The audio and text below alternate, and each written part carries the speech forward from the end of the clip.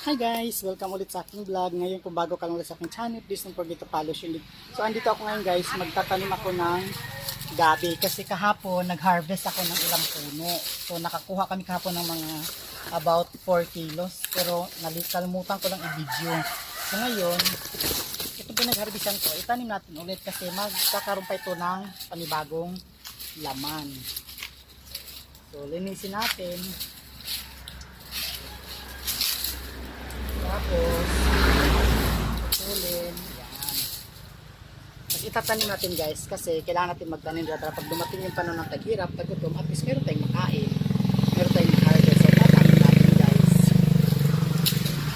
Ganito lang yan guys. Madali lang naman magtanim yan.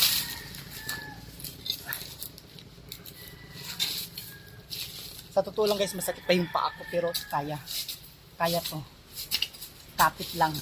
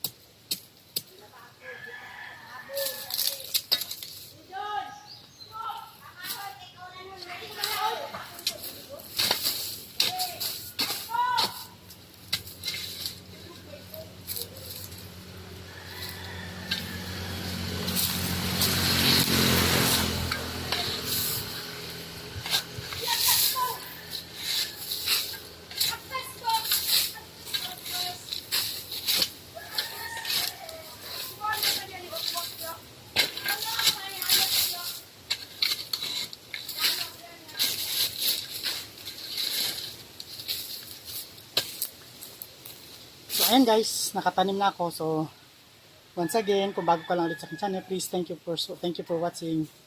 Bye guys.